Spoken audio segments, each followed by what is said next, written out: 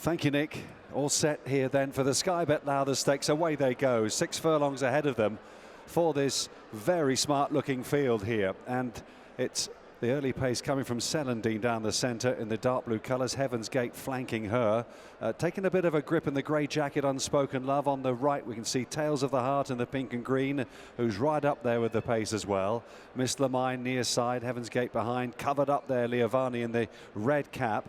Also, Time for Sandals ridden patiently, as indeed is Betty Clover, the grey filly.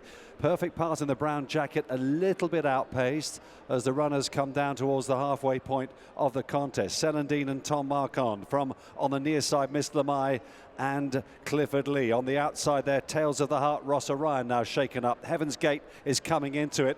On the left, then here comes Leovanni under James Doyle, and now looks a big threat. This is a really open-looking Lowther Stakes inside the final furlong. They come. Heaven's Gate challenging Celandine for the lead with Leovanni on the near side. Celandine digging deep. Behind them, Time for Sandals is running on. Celandine then in really irresistible form with a challenge from Time for Sandals, and Celandine held on and made all the running to win the Lowther. Time for Sandals second. Back in third place then was Leovanni.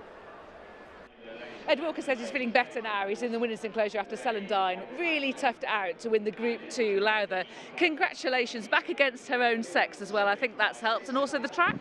Yeah, definitely. I probably overthought it, hunting around for some fast ground.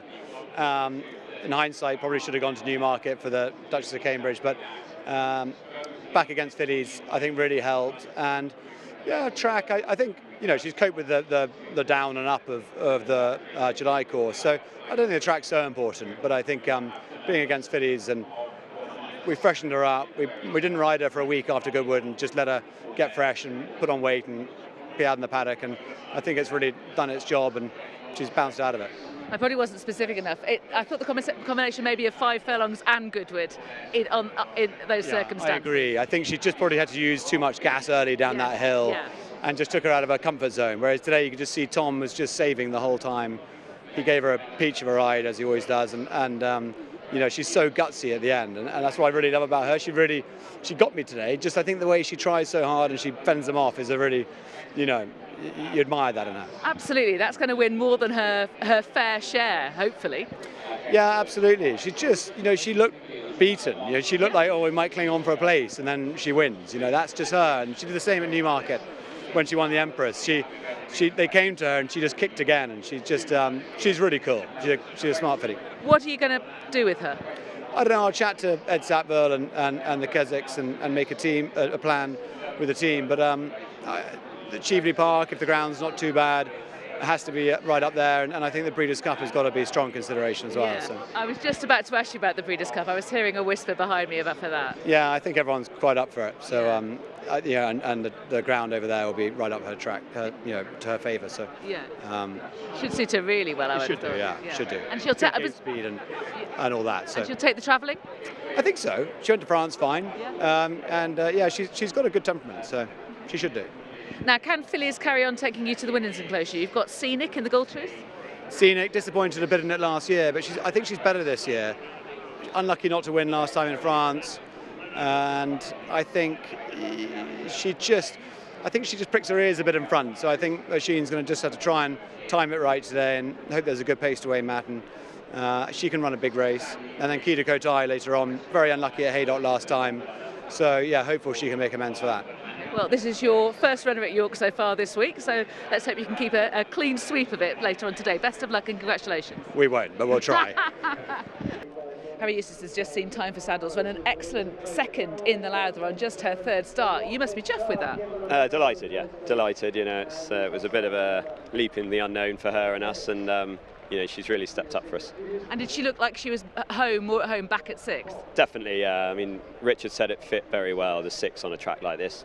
Travel very sweetly, and yeah, probably just, you know, her lack of experience against the others is probably what's just cost her today, I think. What's the plan now? I don't know. She's in the Tats Island sales race, but which is tempting. It's good prize money, but you know, after that run, we might have to look at black type races as well. But she'll only run the once, whatever it is, and then we'll put her away. It's pretty big, and I think there's a bit of improvement to come. So whatever happens in her next race, we won't be seeing her in the Cheveley Park? I wouldn't have thought so. I didn't put her in deliberately. Okay. So I doubt it, yeah. Okay. All right. Harry, I like your decision. Yeah. Congratulations, best of luck with her for the rest of the season. Thanks, Eddie. Cheers. Yes, I'm really interested to get Carl's thoughts on Leovanni, who's run really well. I know you were worried earlier in the week that you'd let her down after Royal Ascot. You're wondering whether or not you did the right thing. Has that had an impact at all, do you think? No, in hindsight, I don't think it has now. The way she ran through the line, she's a heavier filly going into today's race, and that just put a question mark in my mind on fitness, but she's fine. I think she's physically developed. She's a lot stronger. Richard Brown there and Ali from Wathan both commented on how much stronger she looks than Ascot. So, and she ran through the line really well. It's just got a little bit further back than ideal, and my other horse didn't do it. Was partly to cause of that. Just went in front of her and just took her ground a little bit. But look, she's ran a great race on the form book, giving £3 to those fillies in front of her. She's probably the best filly in the race, and I'm sure that will prove going forward. Does the Cheveley Park remain the target? I would say it's a strong possibility now that we know she stays the 6 so well. You know, James was very complimentary again about her. And how about your other two fillies? What were your thoughts on those?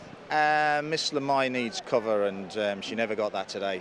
You know, to have any chance of getting the 6. You know, she's a quick filly. She needs to relax early, and she didn't get that today, which a bit disappointing. Unspoken Love, probably not good enough up to this grade. Okay, well, best of luck for the rest of the week. Watch live racing now on racingtv.com.